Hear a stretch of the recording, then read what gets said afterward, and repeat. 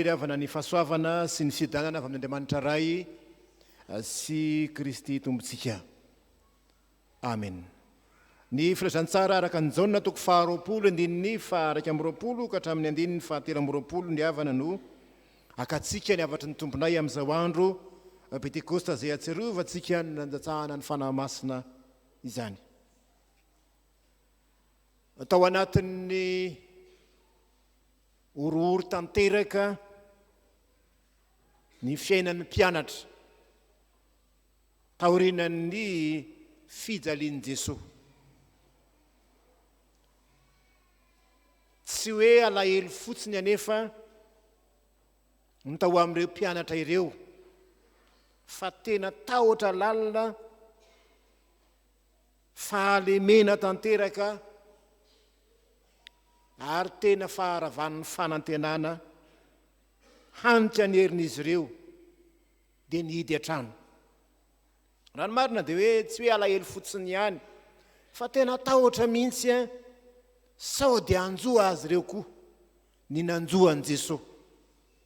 Ny an'ny vahaolana hitany dia nihidy an-trano, tsy sany voaka, tsy sany seho masoandro tamin'ny toerana anankiray. Kanefa rehefa namalala amin'ny tompo, tao anatin'izany fahalemena izany indrindra, tao anatin'izany tahotra sy ny orooro izany indrindra no nisehoan'i Jesoa velona eto. Tsy niandry ny mpianatra izy ho mafy orona tsara amin'ny finoana na ho tonga lafatra, fa tao anatin'izany fahalemena izany indrindra tonga izy ao anatin'ny tahotra, ao anatin'ny fahalemena. Ary ny teniny voalohany nivoaka taminy dia tsy fananarana na fanomezan-tsiny fa hoy izy ny hoe fiadanana ho anareo.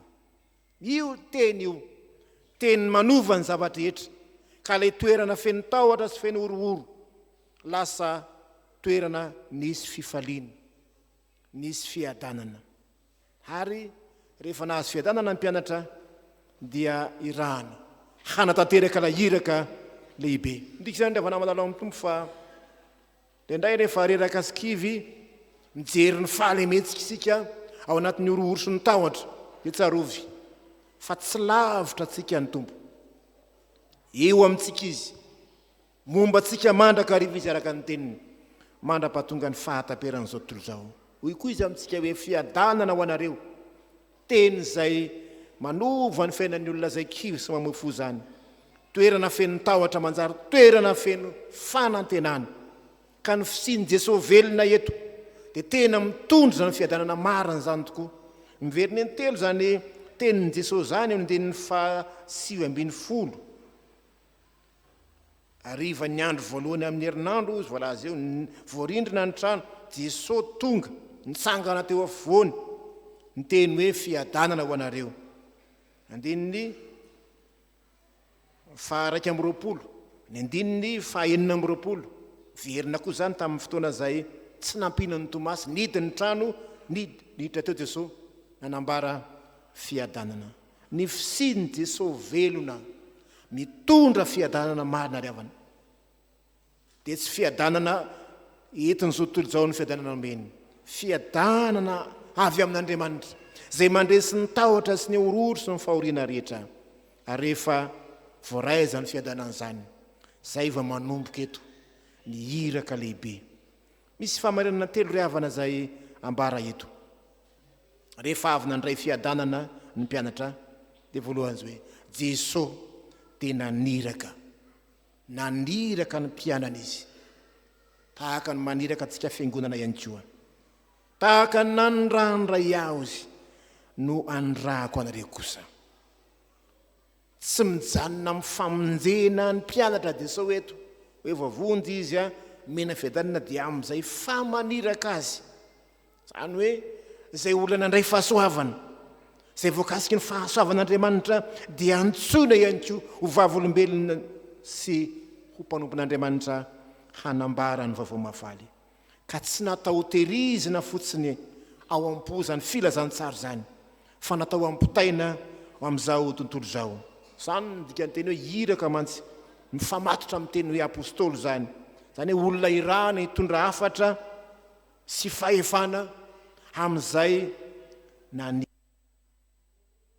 hoe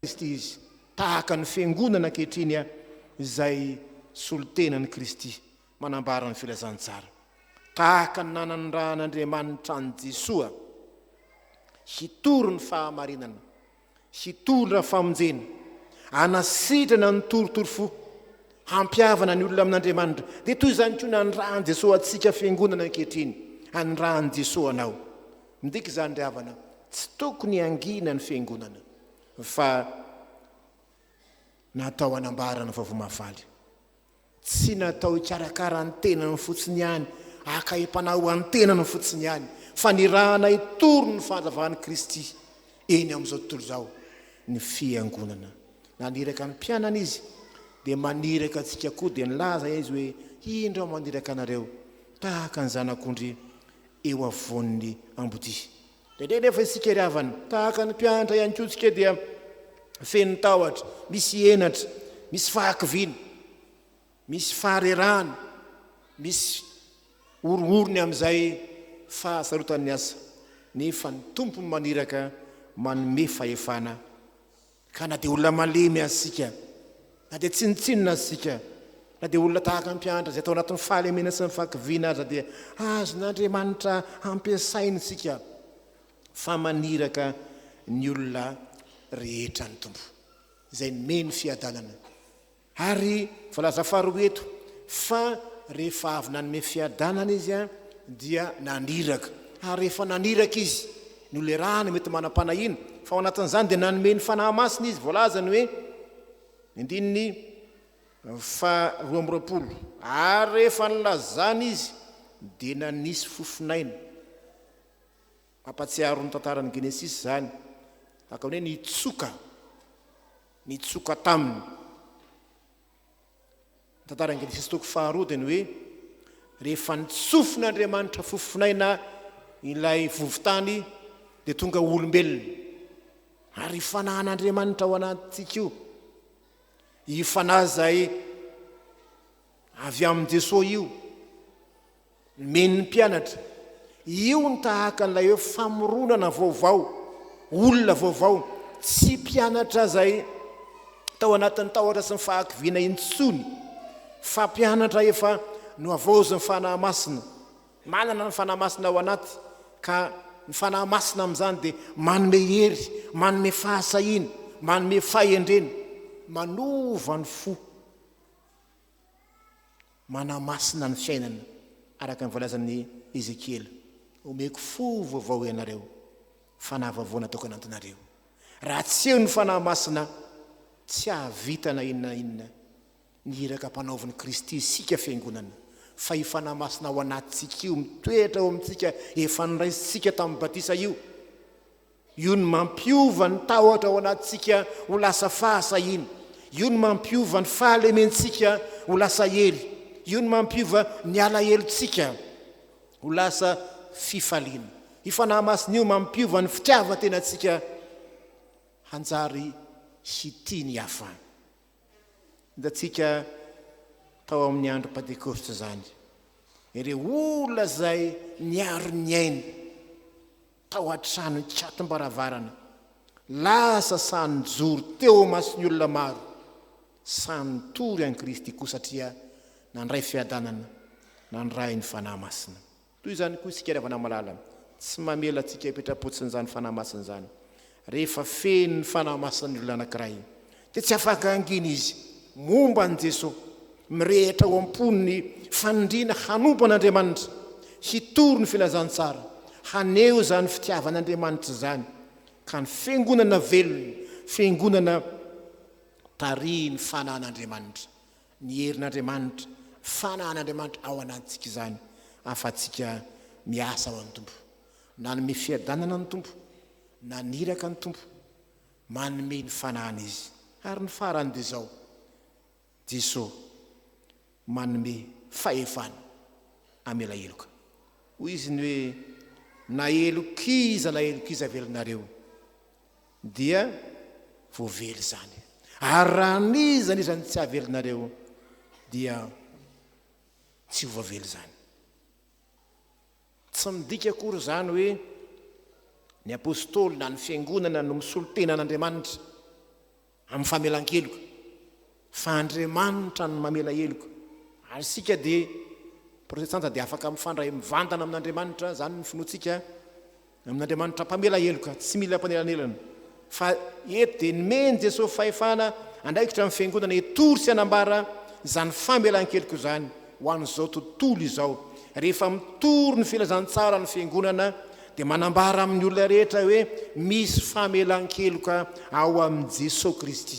Rehefa mibebaka izy dia voavelan'ny elony. Fa Andriamanitra dia tia ny mpanota fa mankahala ny ota. Rehefa tsy mety mibebaka izy dia io foana ny elony.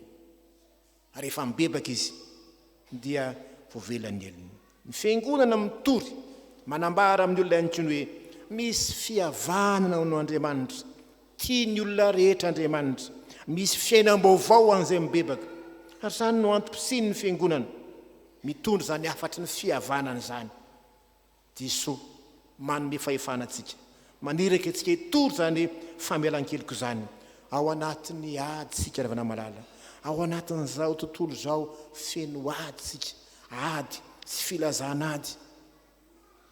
Ao anatin'izao tontolo zao misy fifankahalana, fifampiandanina, fialonana, fisaratsarana.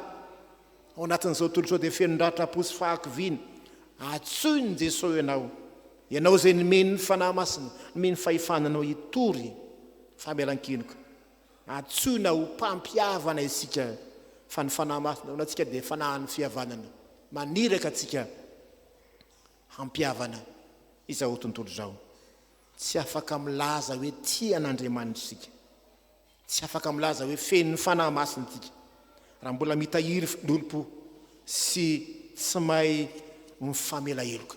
Fa arakaraka ny anantonantsika ny Kristy, anisantsika ny fanahy masina no mampanakaiky atsika koa amin'ny hafa. Raha sary anohatra zay nambaran'ny mpitandrina azy dia zao ny hoe tahaka ny 𝗙𝗔𝗡𝗔 anankiray, lehibe aty ambany dia kely any ambony. Rehefa samy miakatra amin'ny 𝗙𝗔𝗡 iny ny olona anankiroa dia rehefa tonga eny ambony eny izy dia maninona? Mifanakaiky. Araka zany koa, arakaraka ny hanatonantsika ny Jesoa Kristy no tokony hampiavana antsika, hampifanakaiky antsika, hampifankatia antsika. Satria ny olona nandray ny fanahy masina dia zanak'Andriamanitra, ary zanak'Andriamanitra dia mpiara-mandova, mpiray lova amin'ny Kristy, mpiara-mandova amin'ny fanjakany lanitra. Ka ny kristianina marina zay nandray ny fanahy masina dia olona mahay mamela heloka, mampiavana ary mitondra fiadanana, maneho ny fitiavany Kristy farandriavana ao anatin'ny tontolo feno tahotra, feno orooro. Jesoa velona, Jesoa nandresy ny fahafatesana, manome fiadanana. Jesoa le manova ny fifalianao, manova ny fahorinao sy ny adinao tonga fifaliana tena izy.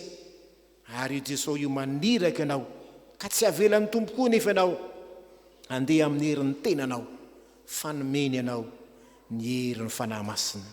Koa miantso atsika ny tompo ankehitriny, atsoina ho hira Kristy isika, ho avaozan'ny fanahy masina, hitory ny fihavanana sy ny famelan-keloka. Gaoka isika tsy hikatona, tsy hiombona ao anatin'ny tahotra sy ny fahalemena fotsiny ihany, fa tokony herin'ny fanahy masina sika, ka ny fiainantsika dia vavolombelon'ny fitiavana. Efa nomena maimaimpony ianao dia manomeza maimaimpona, satria efa azonao ny famonjena. Tory ny famonjena, tory ny fitiavana, tory ny fihavanana, tory ny famelan-keloka ao amin'ny Jesoa Kristy. Ho azy ny voninahitra, ho aminao ny fiadanany, ho aminao any ny fahafenon'ny fanahy masina. Amen.